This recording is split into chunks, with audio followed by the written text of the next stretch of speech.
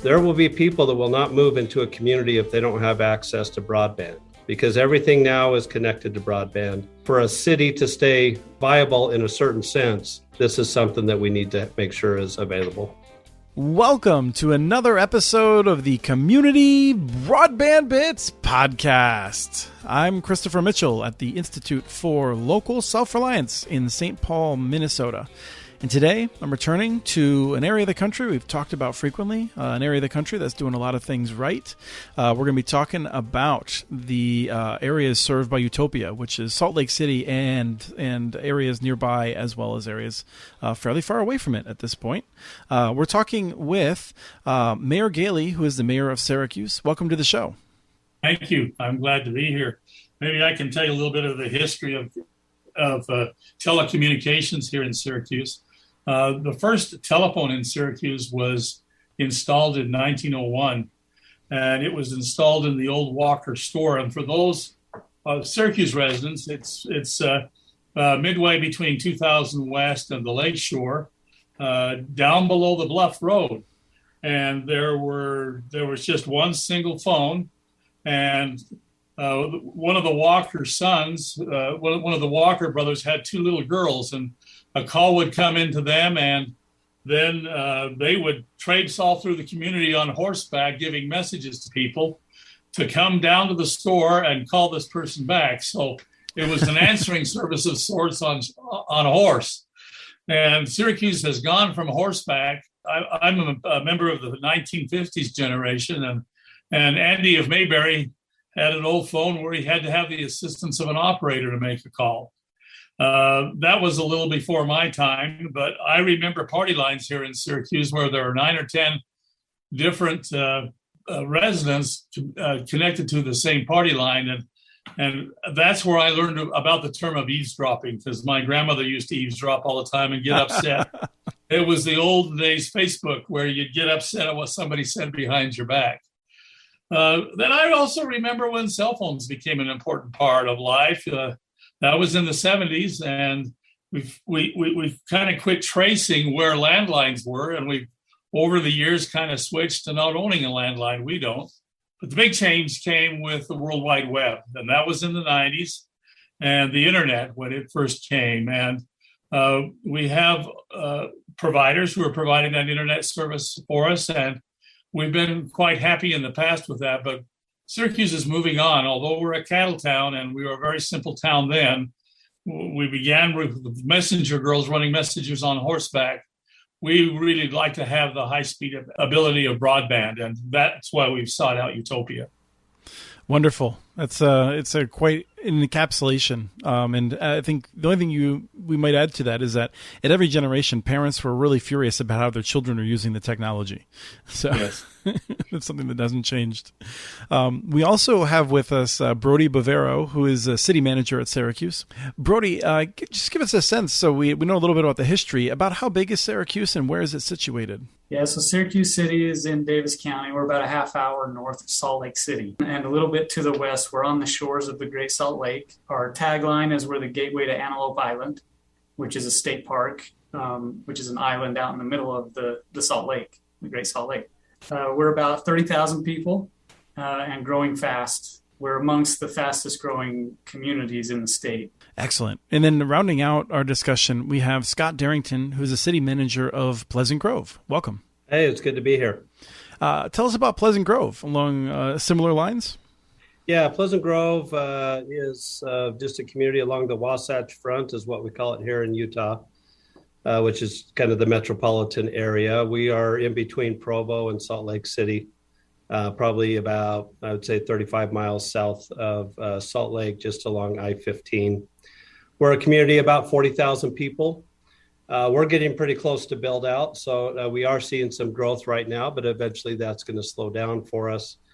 But we are a community that has a thriving business sector, and things like broadband now are becoming a more important discussion for us. Well, and that's where I want to start and ask you, and let me ask you first, Scott. My sense is both of your communities, neither one of you is what we would think of as a broadband desert. right? It's not the case that people have no options for a majority of your citizens. But tell us a little bit about how broadband has been expanded in your community. What's this level of service currently?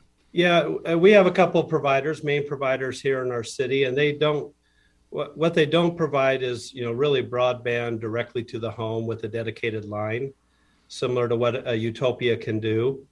And so we do have a decent service here. We have people that are happy, I think, with their current service. We do have some that would like a little bit more. And that is what's happened to us. They want this service. They feel a little bit stuck. And so they turn to city government and say, hey, what can you do to help us? Because I think COVID exacerbated this because people were now working from home more than ever.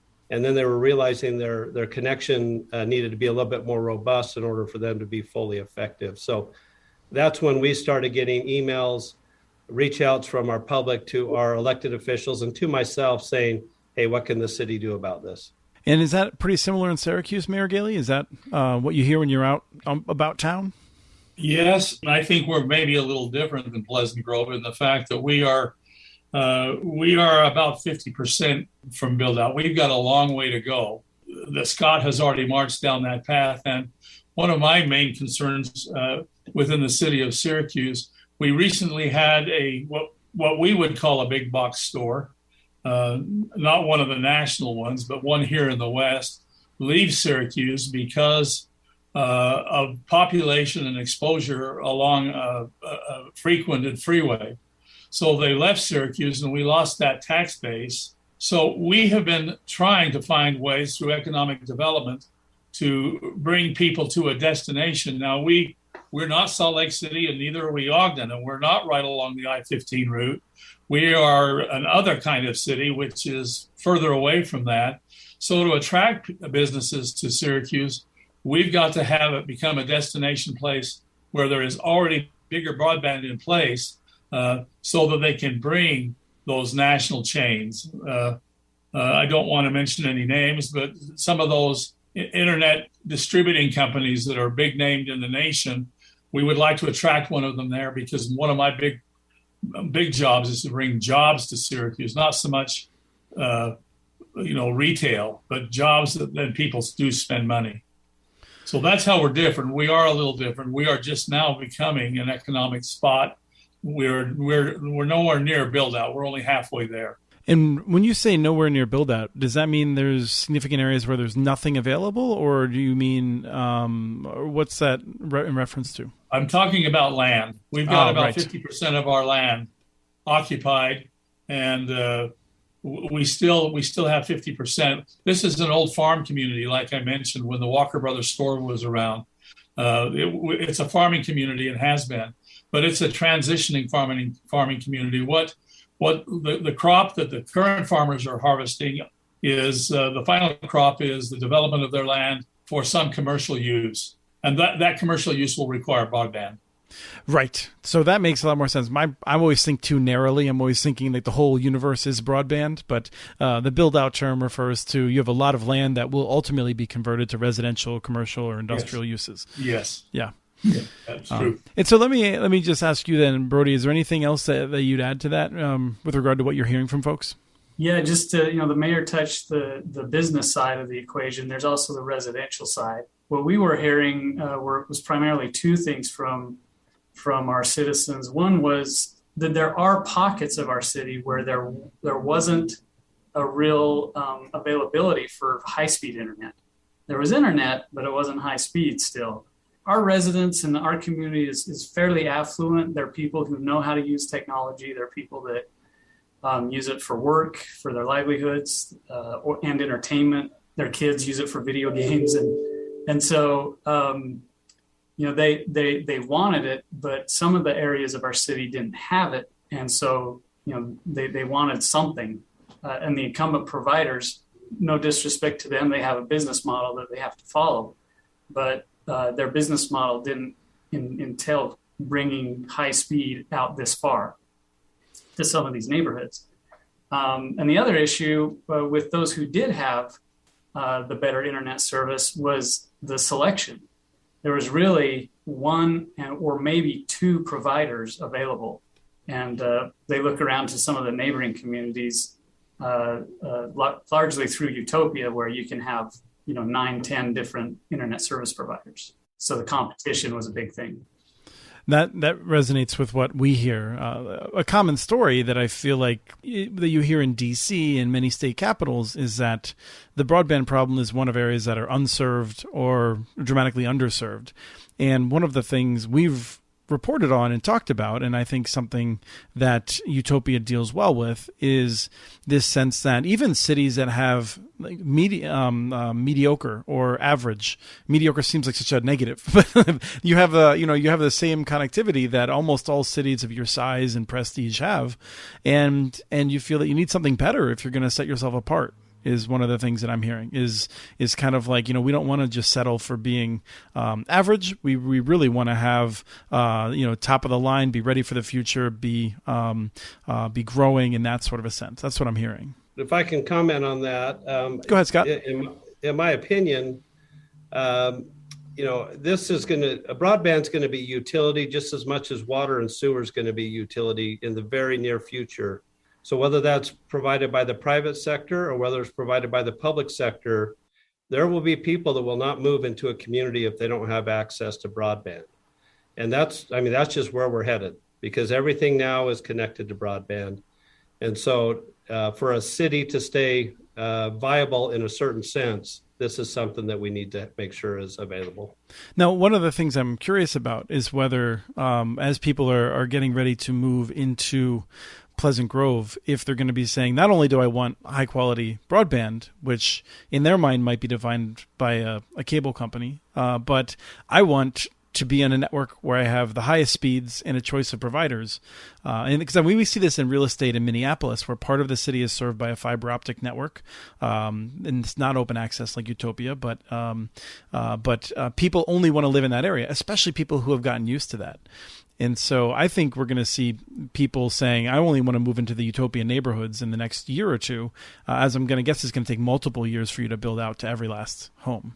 Well, in Pleasant Grove here, Utopia has started building their network as of a couple months ago. And the build out, they're telling us, is roughly about 2 years. And so within 2 years, each resident that wants to hook on will have an opportunity to hook on. And that will... they're not forced to. We're not charging them a utility fee. This is something that the service is there. But we did a survey. Before we even signed up with Utopia, we did a survey and we asked people, what type of speeds do you currently have? What type of speeds are you looking for? And if this type of service were available, how many of you would leave your service and jump to this service? And it was like 80% were saying, look, we need more speeds. We need something more reliable. And that gave us confidence to move forward on this project, because our residents are saying, yes, we will be willing to make this jump if this service becomes available. Now, Mayor Galey, I'm curious if I'm not sure how long you've been mayor, but in the last election, was broadband a part of it? Is this something that's come along more recently? What's the situation there? No, I was elected 4 years ago, and I'm in a tight race here in Syracuse now. When I was first running for mayor, Utopia was available, but it wasn't an issue here in Syracuse. People were happy with what they had. But Brody did a survey, just like was done in Pleasant Grove, of our residents, and we realized that we were underserving them. Not that the city was going to step in and make it a true utility, but that we wanted to do something that would bring the marketplace to solve the problem in the cheapest way for our residents. And we got outstanding response from our residents in that survey, and they were all mostly for the service.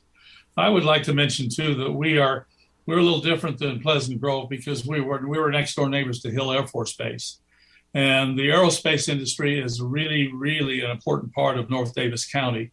And we are the bedroom community for Hill Air Force Base for those that aren't airmen. So what we hope to attract is that aerospace industry that were going to require broadband just for them. COVID has taught us that working from home is a possibility. Even this conference call that we've got going on wouldn't have been thought of before COVID. I want to tip my hat to Brody first for doing the survey and his awareness of what was going on in the community. We have a great city manager, as I'm sure you are, Scott. He's definitely a great city manager. I was gonna say we could have like some sort of city manager off. I know.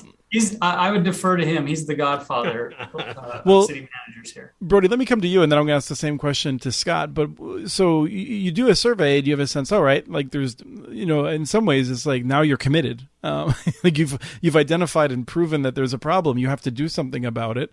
What are your next steps then to figure out what is an appropriate step forward? Right. So our survey, and we used a third party to do the survey and to make sure it was scientifically valid and statistically valid and that sort of thing.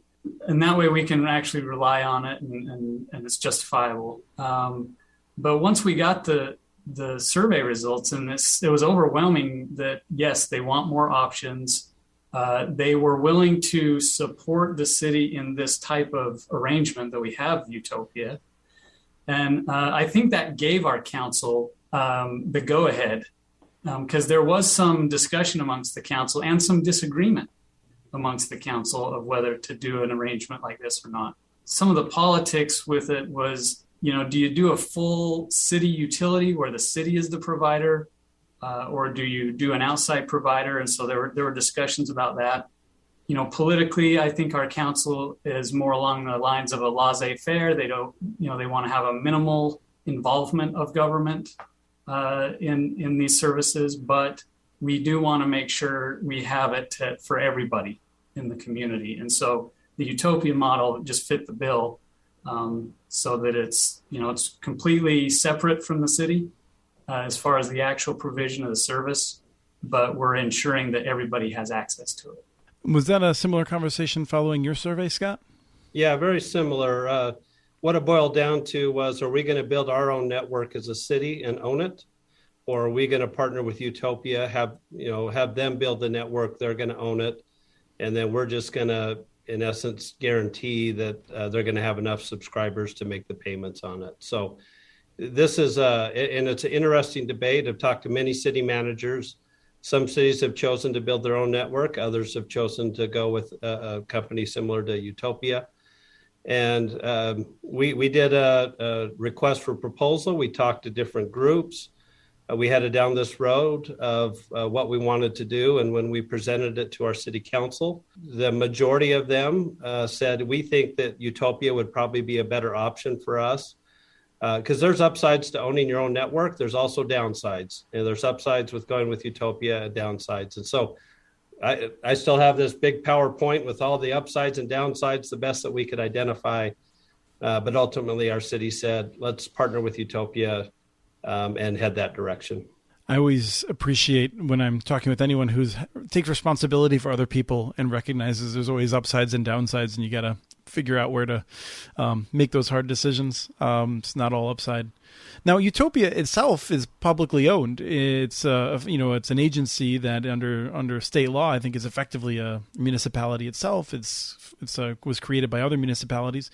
Do you have that same relationship as the founding cities, or is that a different relationship that you have with them? It's actually a little bit different. So you might say that the founding cities are the quote unquote owners of Utopia, where they have the final financial obligation for what Utopia does. Cities like Syracuse and Pleasant Grove, we're essentially by contract. So what that means is we don't benefit from any success that Utopia has, but we don't experience the failures if Utopia has failures. We're not a voting member or anything like that. The original Utopia cities are. The original Utopia cities, they went through all the pain of getting that all set up, and it was a rocky road. If you're familiar with the history of Utopia, yes, it took them a bit to get to where they are today, but now it's a very attractive option. But no, we're not full-fledged member. We're in essence contracting out with them to provide the service. And so the question that I like to wrap up with is along the lines of, what are we looking forward to? So, you've done this. I'm sure that there's a lot of excitement. There's a lot of work to get to this point. But how will you know in 5 or 10 years that this has been a success, that it was really worth all of this effort? I'm a Pleasant Grove resident. I'm excited to have Utopia in my house. And that is, that's going to be a good day when I can hook up to whatever internet service provider I choose and have broadband to my home. So I can speak to that personally. The success, I think, will be in the take rate. We have to have a certain amount of take rate in our community in order for the service to pay for the bonds that have been issued.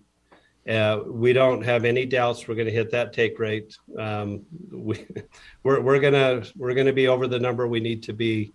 I think the success will be in that I can see our residents, after this service is provided, coming back to our elected officials and saying, thank you for making this happen, because here are some things that are better with my life. So whether I can stream movies better, I can work from home, we can do certain things.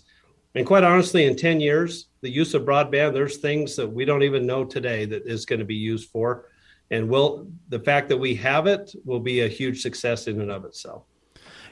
Before we go to Syracuse to answer that question, I'll just note one of the fun answers I've got from this was a couple who said that they're just going to be excited when their children, and this was the case that they had experienced, they had received service from a network.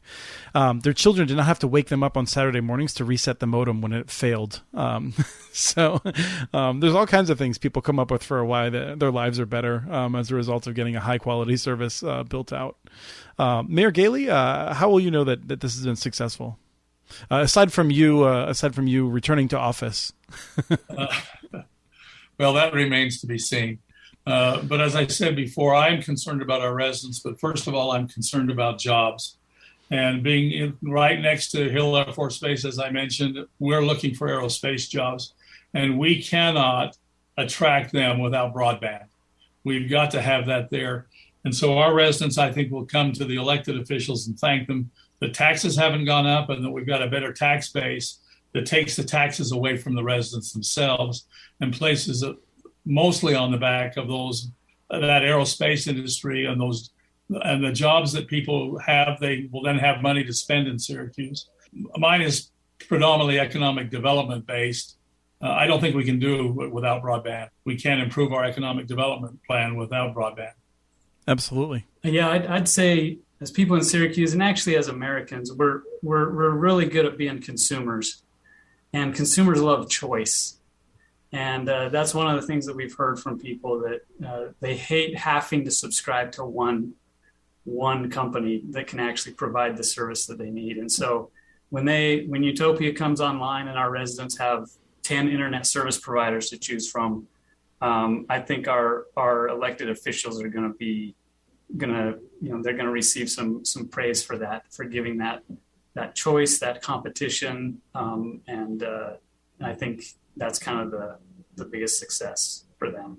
Excellent. And I wanted to know, when Scott said that he feels very confident about hitting that take rate that's required, I believe multiple cities now have hit those required numbers well inside of the forecast time. So there's certainly good evidence that there is so much demand out there for this high quality service that there is quite little risk of not achieving those milestones. There's more risk that I won't be reelected. Well, one of the things that I've found is that elected officials, as they often say about presidents, mayors, everything else, is you often will get credit for things you might not deserve, and you have to take credit for a whole bunch of things you weren't responsible for. So it's part of the game, I guess. Really like to thank you all for your time. Thank you, Mayor Gailey. Thank you, City Manager of Syracuse, Brody, and City Manager of Pleasant Grove, Scott. Very much appreciate your time today. Thanks for having us. Yeah. Thank you. We have transcripts for this and other podcasts available at muninetworks.org/broadbandbits. Email us at podcast@muninetworks.org with your ideas for the show. Follow Chris on Twitter His handle is @CommunityNets. Follow MuniNetworks.org stories on Twitter. The handle's @MuniNetworks. Subscribe to this and other podcasts from ILSR, including Building Local Power, Local Energy Rules, and the Composting for Community podcast. You can access them anywhere you get your podcasts. You can catch the latest important research from all of our initiatives if you subscribe to our monthly newsletter at ilsr.org. While you're there, please take a moment to donate. Your support in any amount keeps us going. Thank you to Arnie Hughesby for the song Warm Duck Shuffle, licensed through Creative Commons. This was the Community Broadband Bits podcast. Thanks for listening.